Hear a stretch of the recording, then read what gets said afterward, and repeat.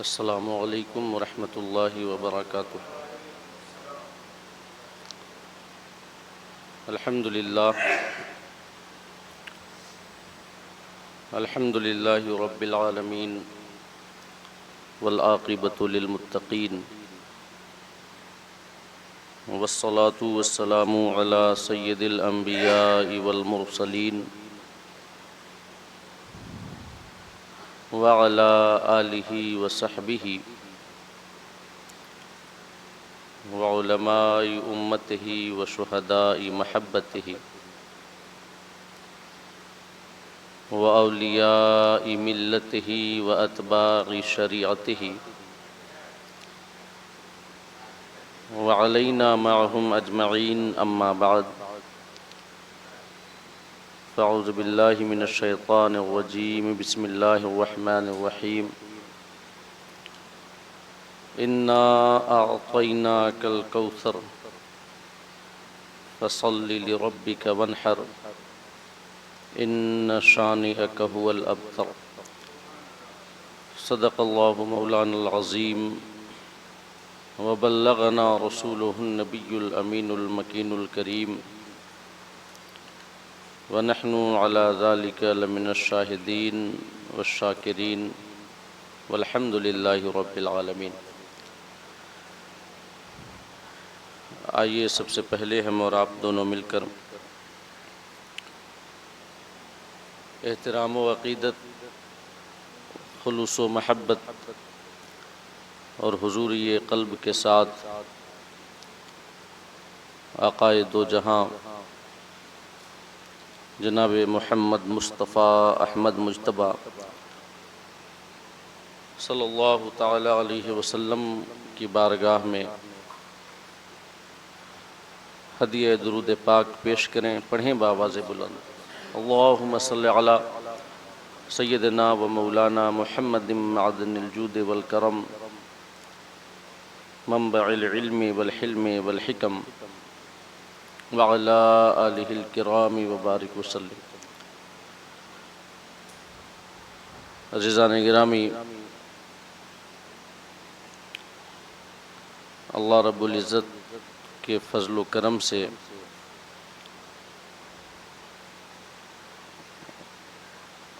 ہم سب کو قربانی کے یہ خیر و برکت والے ایام میسر آئے۔ اللہ رب العزت کی بارگاہ میں دعا ہے کہ مولا تعالی ہم سب کو قربانی کے ان ایام کی سعادتیں اور برکتیں عطا فرمائے۔ ہم سب کو اخلاص کے ساتھ اور صدق نیت کے ساتھ محض لوجہ اللہ قربانیاں کرنے اور دیگر اعمال کرنے کی توفیق عطا فرمائے۔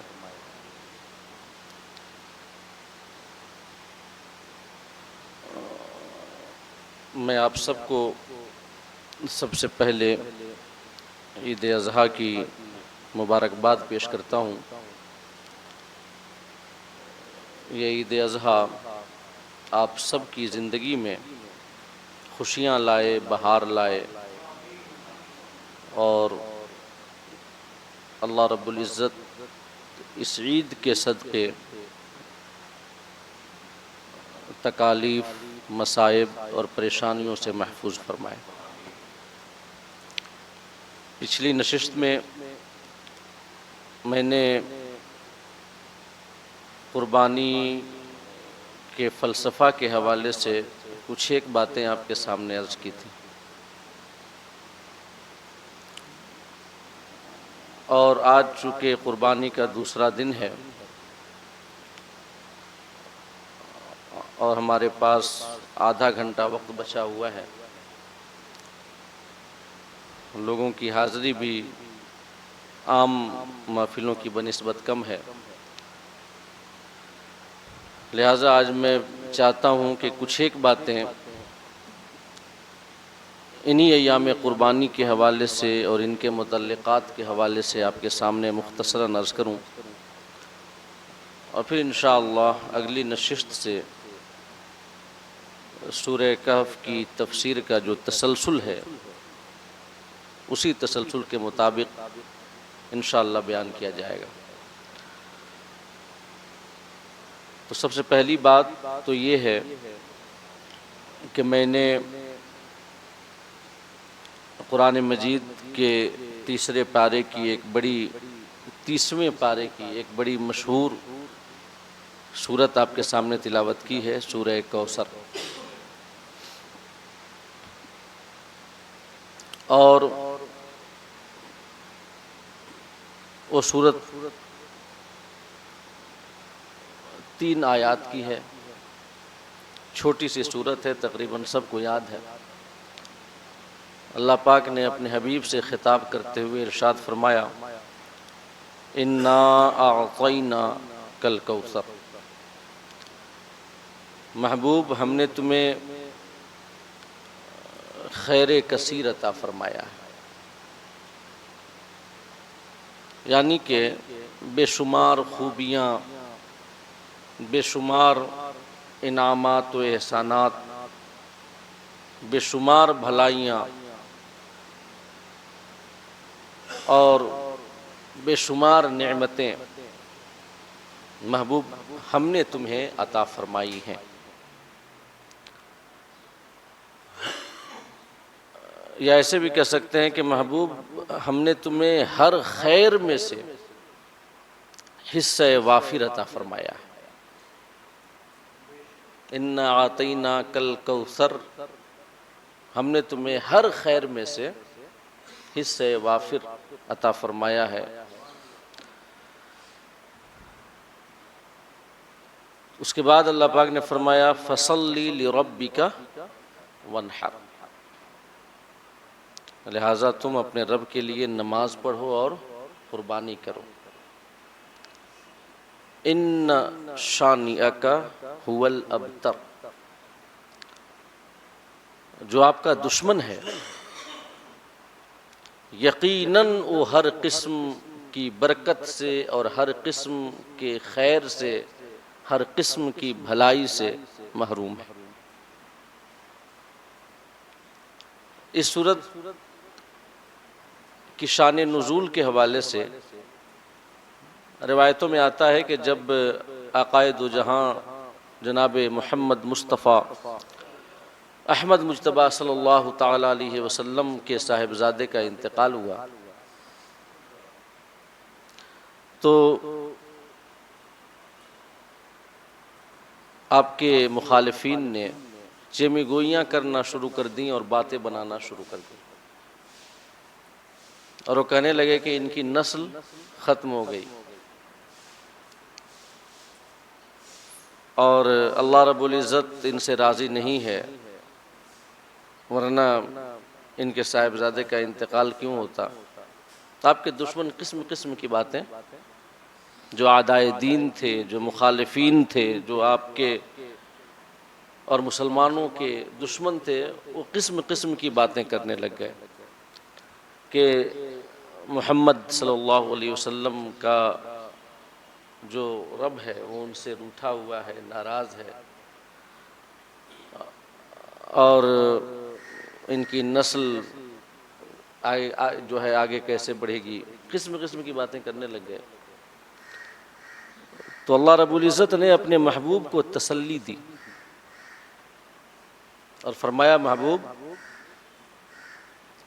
یہ دین اور اسلام کے مخالفین، آپ کے اور مسلمانوں کے اعداء، چاہے کچھ بھی باتیں کریں، چیمی گوئیاں کریں، آپ کی ایذا رسانیاں کریں، آپ کو ایذا رسانیاں کریں، آپ کو تکلیفیں پہنچائیں، لیکن ہم یہ کہتے ہیں کہ ان کی باتیں ایک طرف، یہ کہہ رہے ہیں کہ ہم آپ سے ناراض ہیں، اللہ فرماتا ہے یہ کہہ رہے ہیں کہ آپ کی نسل ختم ہو گئی، میں یہ کہتا ہوں کہ اِنَّا أَعْطَيْنَاكَ الْكَوْثَرَ، محبوب ہم نے آپ کو بے شمار خوبیاں عطا فرمائی ہیں، خیر کثیر عطا کیا ہے۔ کوئی ایسا خیر نہیں جس کا حصہ وافر ہم نے آپ کو عطا نہ کیا. ساری مخلوقات سے زیادہ. اور آپ کو تو دیا ہی ہے، ہم آپ کے صدقے میں دوسروں کو دیتے ہیں. اور یہ جو کچھ ہے سب آپ ہی کا صدقہ ہے. لولاک لما خلقت الافلاک. یہ بولنے والوں کو جو زندگی ملی ہے یہ بھی آپ ہی کے صدقے میں ملی ہے. تو ان کی باتوں سے ملول خاطر نہ ہوں، ان کی باتوں سے اپنے دل پہ کسی قسم کا بوجھ نہ رکھیں. ہم نے آپ کو بے شمار خوبیاں اور خیر کثیر عطا فرمایا ہے. یہ فرمانے کے بعد اللہ پاک نے حکم دیا فَصَلِّ لِرَبِّكَ وَانْحَرْ. آپ رب کے لیے نماز پڑھیں اور قربانیاں کریں. اللہ پاک نے حکم دیا. یعنی کہ لوگ طعن و تشنیع کا تیر برسائیں، لوگ باتیں بنائیں، لوگ مخالفت کریں، تو اس کا بہترین جواب یہاں سے یہ ثابت ہوتا ہے، اس کا بہترین جواب یہ ہے کہ رب کی بارگاہ میں سجدہ ریز ہو جائے. لوگوں کی مخالفتوں کو پرے چھوڑ کر، لوگوں کی باتوں کو پسے پش ڈال کر، لوگ کچھ بھی کہتے رہیں، فَصَلِّ لِرَبِّكَ وَانْحَرْ. ہم اپنے رب سے اپنا ناطہ جوڑیں، رب کے لیے اپنی عزیز ترین چیزوں کو قربان کریں. تو کیا نتیجہ ہوگا؟ ان شانئک هو الابتر. اللہ پاک نے محبوب سے فرمایا کہ محبوب جو آپ کا دشمن ہے وہی ہر قسم کے خیر و برکت سے محروم ہے. یعنی کہ اگر ہم یہ کریں لوگوں کی مخالفتوں کے جواب میں ان سے دو بدو نہ ہوں، ان کو جواب نہ دیں، اپنے رب سے بندگی کا تعلق مضبوط کریں، اپنے رب کے لیے محبوب چیزوں کو قربان کریں رب کی راہ میں، تو پھر جو ہمارے مخالفین ہیں وہ لاکھ کوشش کر لیں ہمیں کسی قسم کا نقصان نہیں پہنچا سکتے. ہاں ان کا نقصان ہوگا. ان شانئک هو الابتر.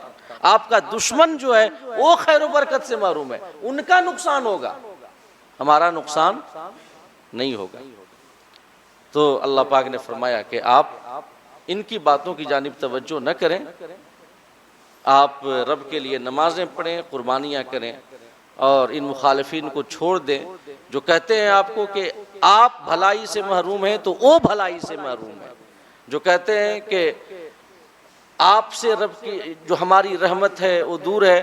تو نہیں، آپ تو سراپا رحمت ہیں، آپ تو ہماری رحمت کی مجسم صورت ہیں. ہماری رحمت سے دور وہ ہیں جو آپ کے دشمن ہیں. تو اس آیت کریمہ میں اللہ رب العزت نے قربانی کرنے کا حکم دیا ہے. اور ذرا سمجھیں کہ قربانی کا جو اللہ نے حکم دیا ہے نماز کے فوراً بعد، نماز سے ملا کر کے، نماز سے متصلاً قربانی کرنے کا حکم دیا ہے. فَصَلِّ لِرَبِّكَ. رب کے لیے نماز پڑھیں، وَانْحَرْ، اور قربانی کریں.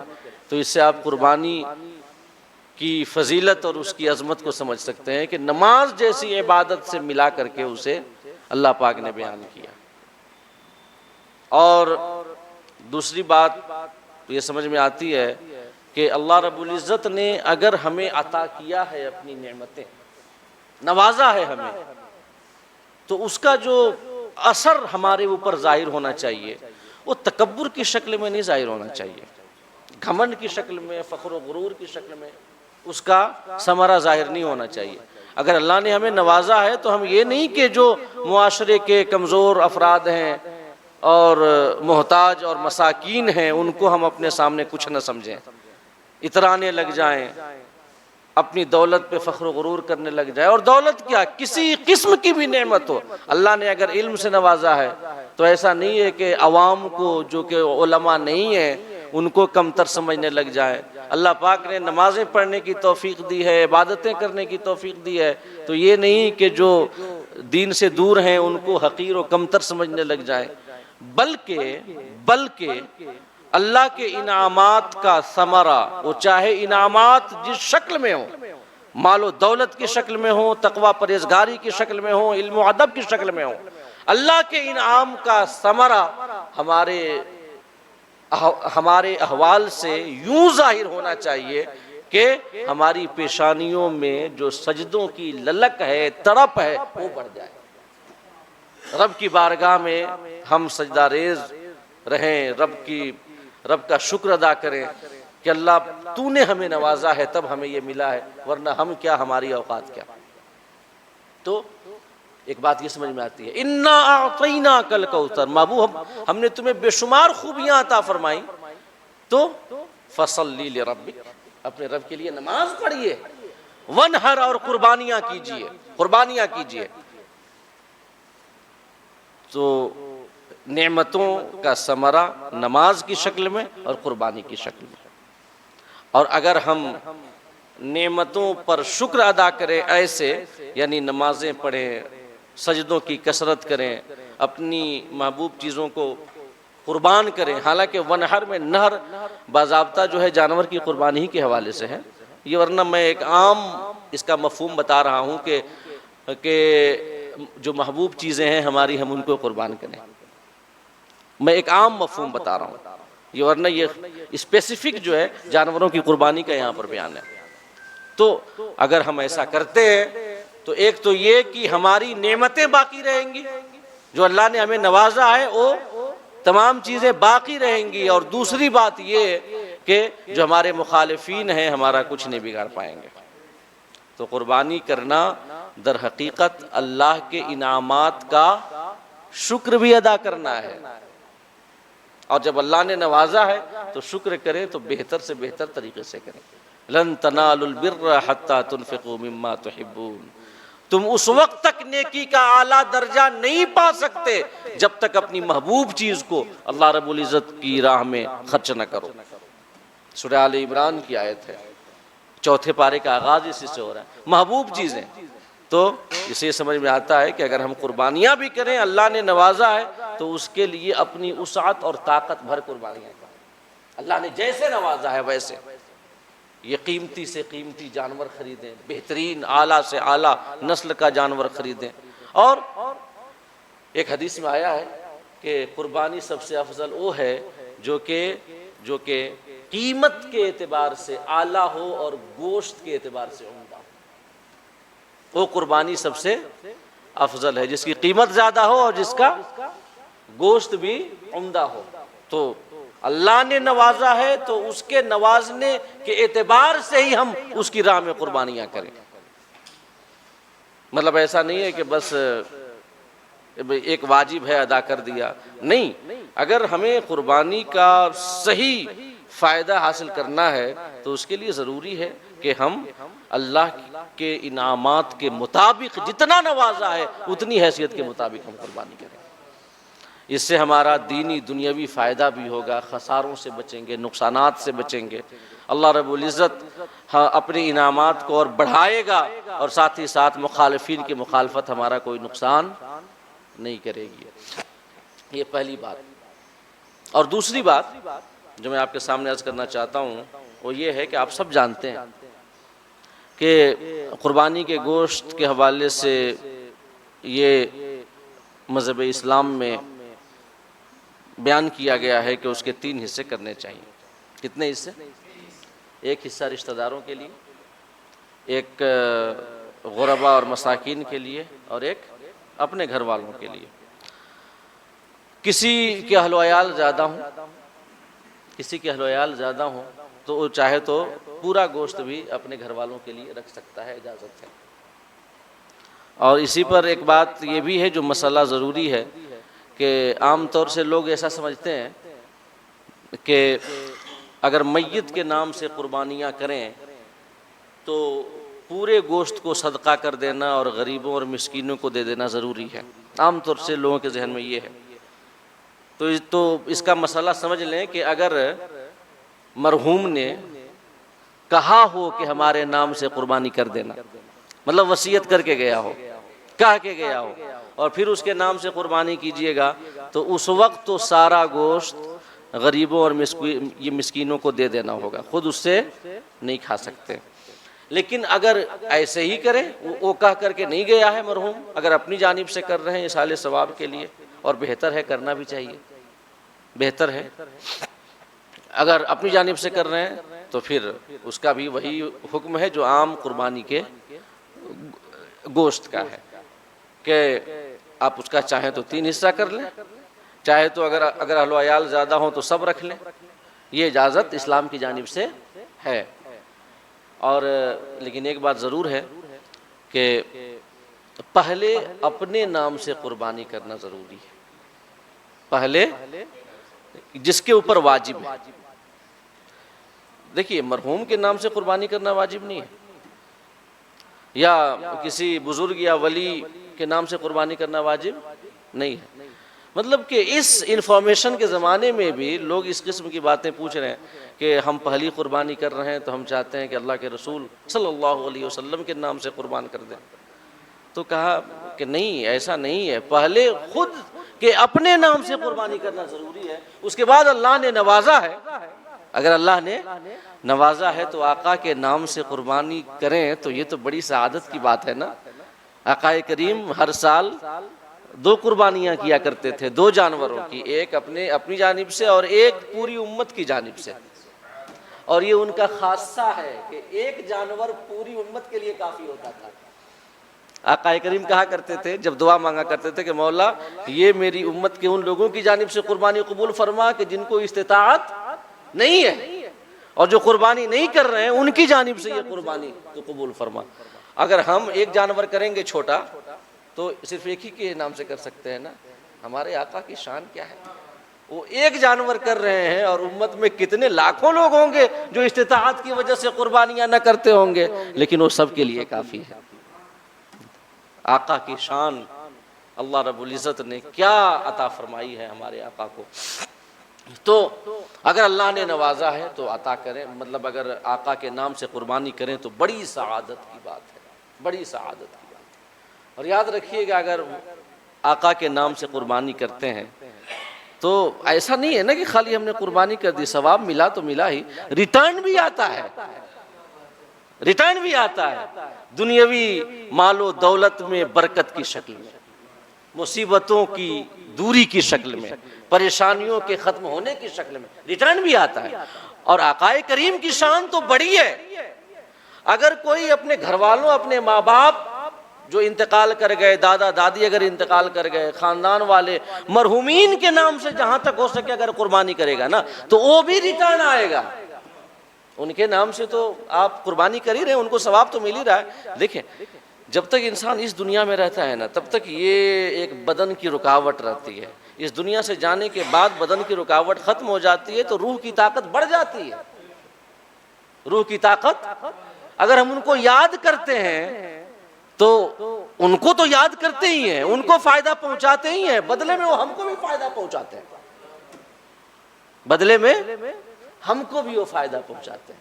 تو اگر اللہ نے نوازا ہے تو کریں قربانی، اپنے نام سے بھی آقا کریم یا کسی اپنے یہ ان کے علاوہ گھر کے مرحومین کے نام سے کریں اگر اللہ نے نوازا ہے تو، اور اگر اتنی وسعت نہیں ہے تو اپنی جانب سے سب سے پہلے کرنا ضروری ہے۔ اگر اوروں کے نام سے نہیں کر سکتے تو اگر اپنے اوپر قربانی واجب ہے تو پہلے اپنے نام سے قربانی کرنا ضروری ہے۔ اور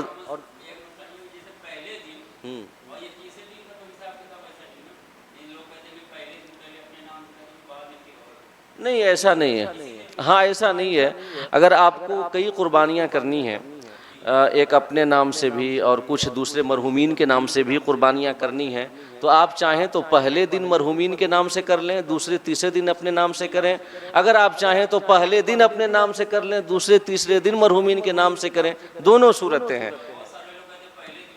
نہیں یہ کوئی ضروری نہیں ہے، کیونکہ تینوں دن قربانی کے ہیں، 3 دن 2 راتیں قربانی کے ہیں، آپ جب بھی قربانی کریں گے قربانی ادا ہو جائے گی، جب بھی کریں گے تو آپ اگر چاہیں تو پہلے مرحومین کے نام سے کروا لیں اور دوسرے دن یا تیسرے دن اپنے نام سے کریں، یا چاہے تو پہلے دن اپنے نام سے کریں، دوسرے تیسرے دن مرحومین کے نام سے کریں، کوئی حرج نہیں ہے۔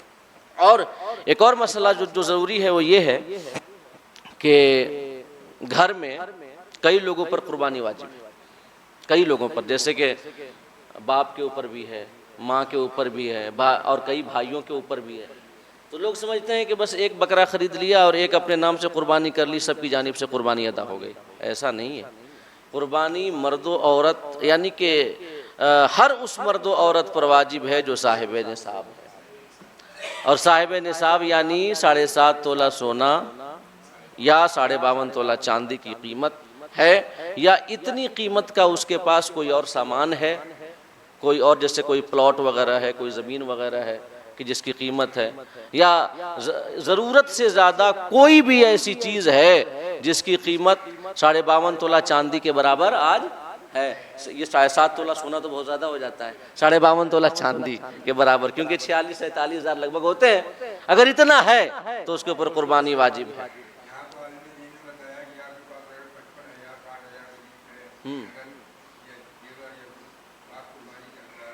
جی جی، اچھا، یہ جو ہے کب بتایا گیا؟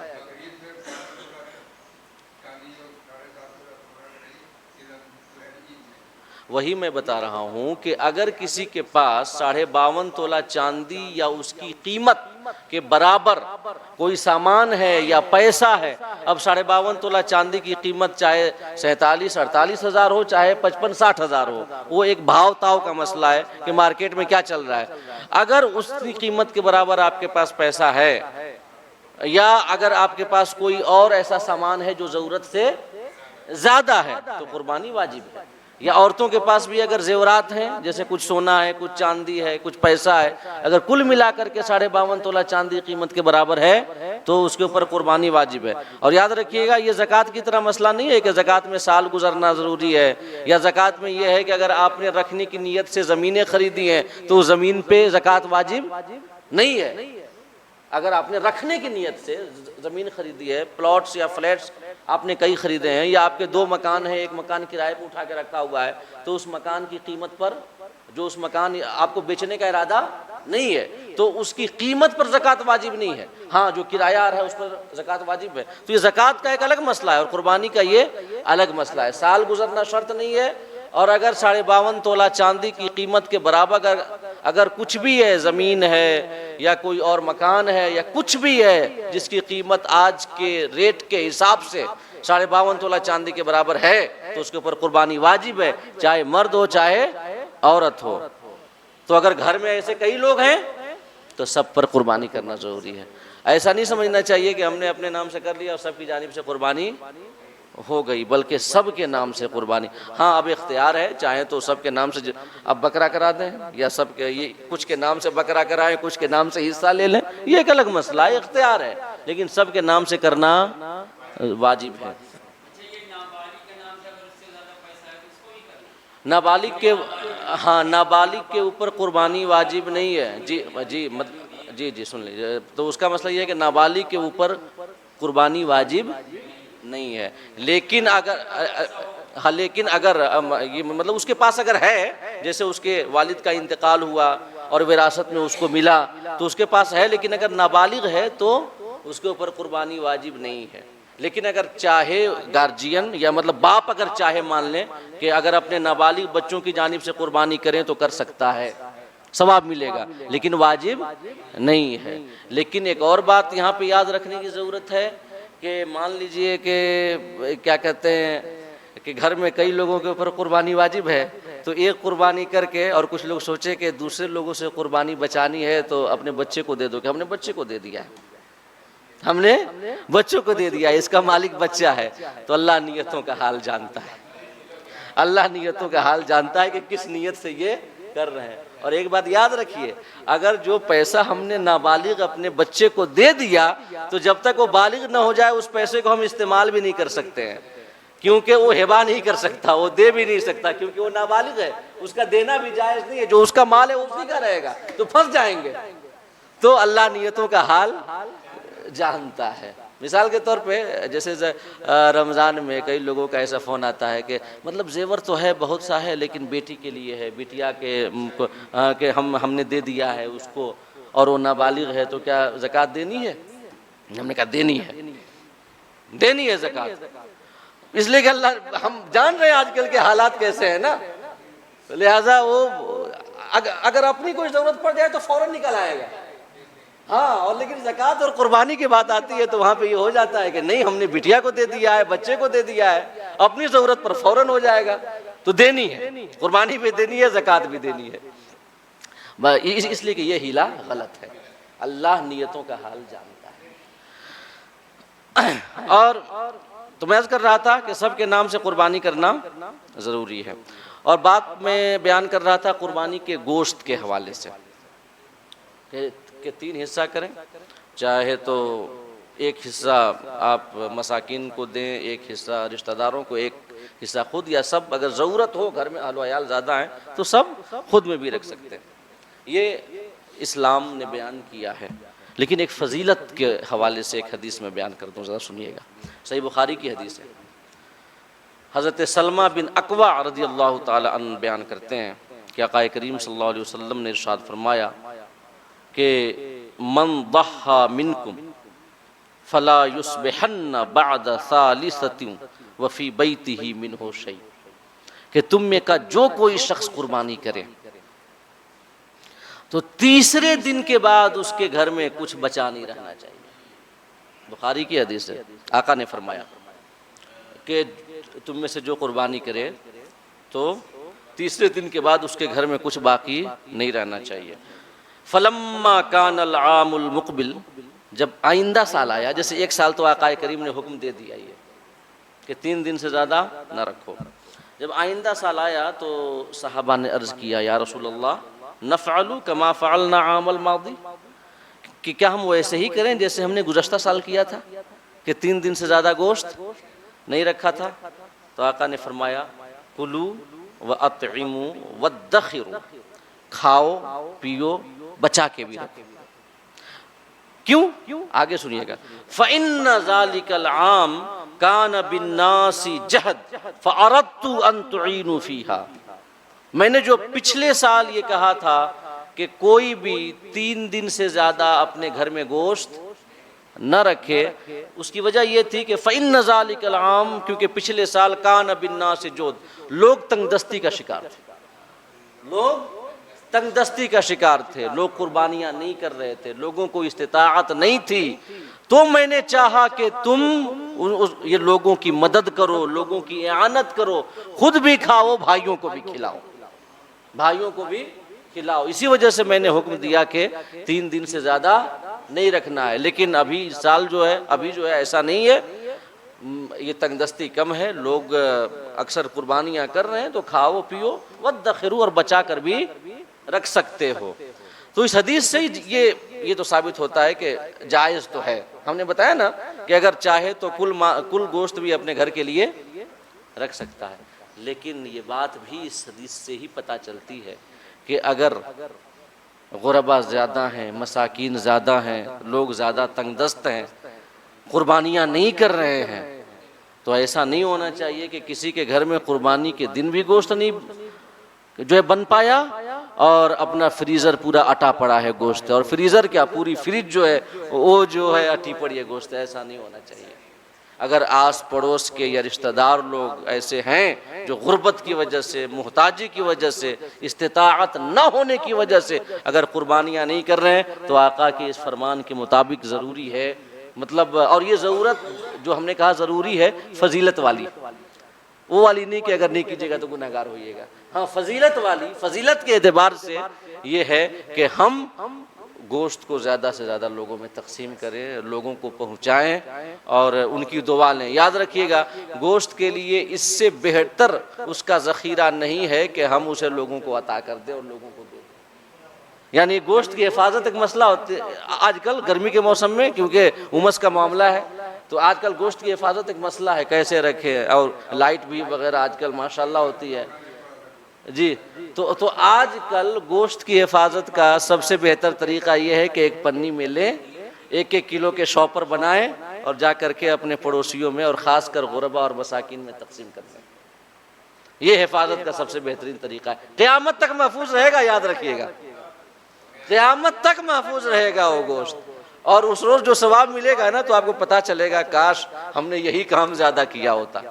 ہم نے یہی کام زیادہ کیا ہوتا۔ تو اس حدیث سے، جو بخاری کی حدیث ہے، اس سے یہ بات سمجھ میں آتی ہے کہ اگر تنگ دستی زیادہ ہے، محتاجی زیادہ ہے، تو گوشت کو تقسیم کرنا زیادہ بہتر ہے۔ اور ایک آخری حدیث مختصراً آپ کے سامنے عرض کر دوں کہ یہ میں نے پچھلی نشست میں قربانی کے اجر و ثواب کے حوالے سے ایک حدیث کی روشنی میں کچھ باتیں بیان کی تھیں۔ بس ایک حدیث حضرت ابو سعید خدری رضی اللہ تعالیٰ عنہ سے مروی ہے، مستدرک للحاکم کی روایت ہے یہ، کہ آقا کریم صلی اللہ علیہ وسلم نے حضرت فاطمہ سے ارشاد فرمایا کہ قومی الی اضحیتک فاشہدیہا فإن لکی بأول قطرۃ تقطر من دمہا یغفر لک ما سلف من ذنوبک۔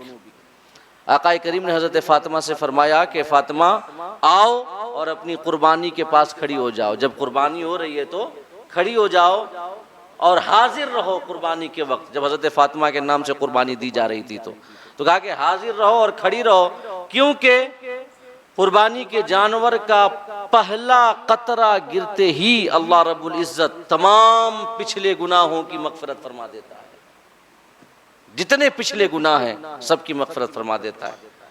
تو حضرت فاطمہ نے عرض کیا یا رسول اللہ ھذا لنا اہل البیت خاصہ او لنا وللمسلمین عامہ، کہ یہ جو فضیلت ہے کہ پہلا قطرہ گرتے ہی تمام جو پچھلے گناہ ہیں معاف ہو جائیں گے، تو کیا صرف ہم اہل بیت کے لیے ہے یا سارے مسلمانوں کے لیے؟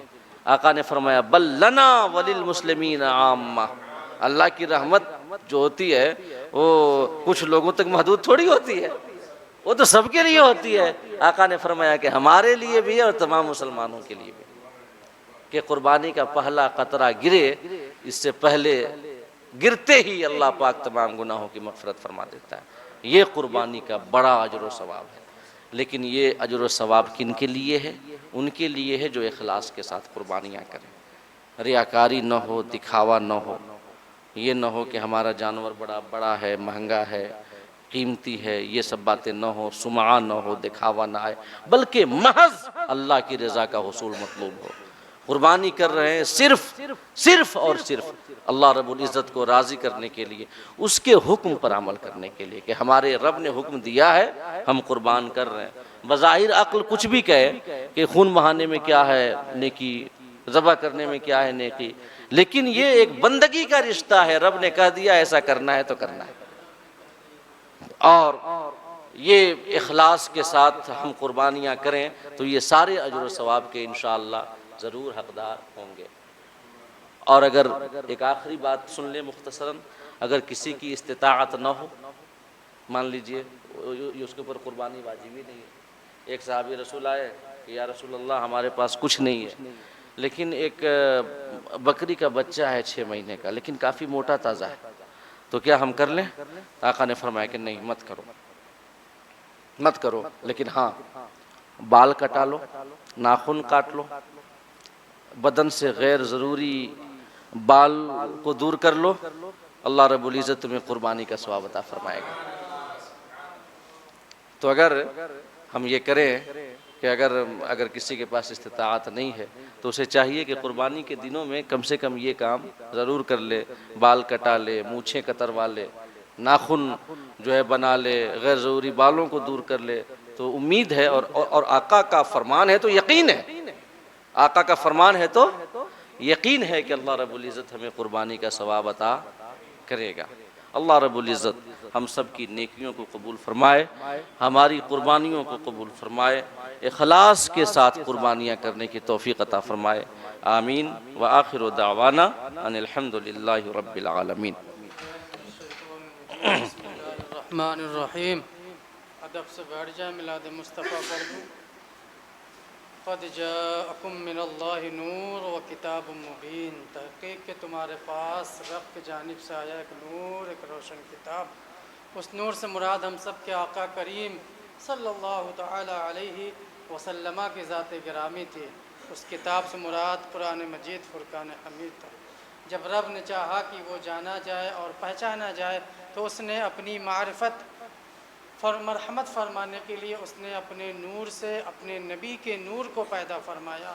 وہی نور جب اس خاکدان گیتی پر تشریف لا رہا تھا، تمام ملائکہ مقربین سبھی کھڑے ہو کر غلامانہ انداز میں صلاۃ و سلام کا نذرانہ پیش کر رہے تھے۔ وہ عین وقت میلاد پاک تھا۔ آئیے ہم بھی اسی کی یاد میں چند بند آقا کی بارگاہ میں پیش کریں۔